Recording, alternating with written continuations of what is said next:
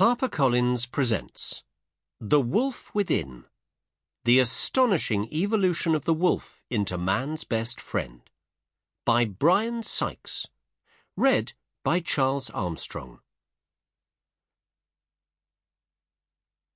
Preface.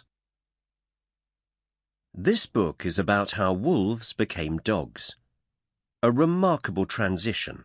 It ranks as one of the most important yet least appreciated events in the long history of not one, but two species.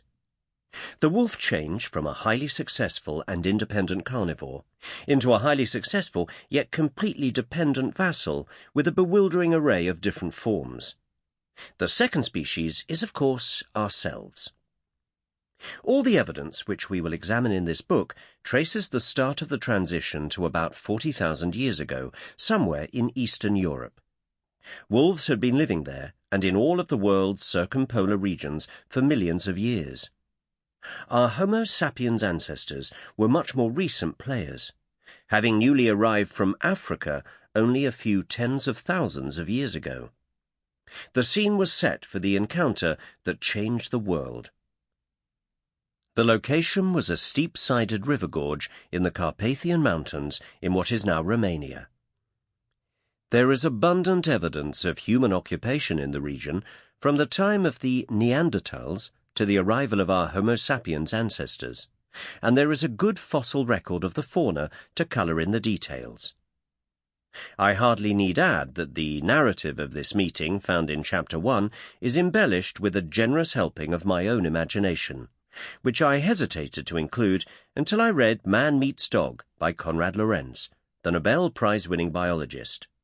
He imagined a similar scene, though in a different location and with different players. I hope you find it evocative.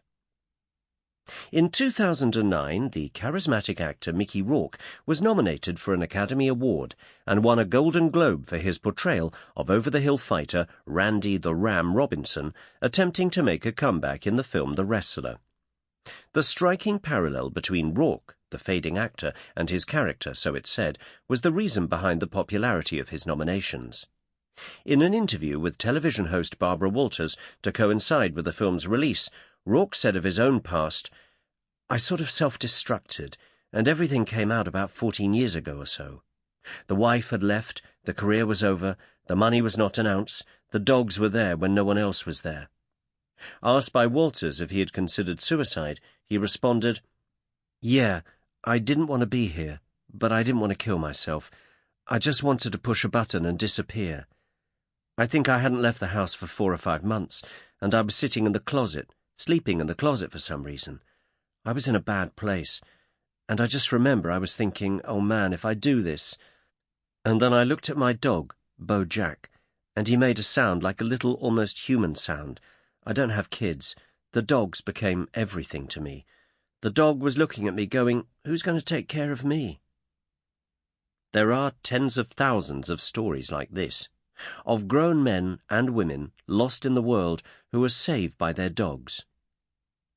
I am a scientist, a geneticist whose research has concentrated on the human past and our own evolution from upright ape to master of the universe, or so we like to think.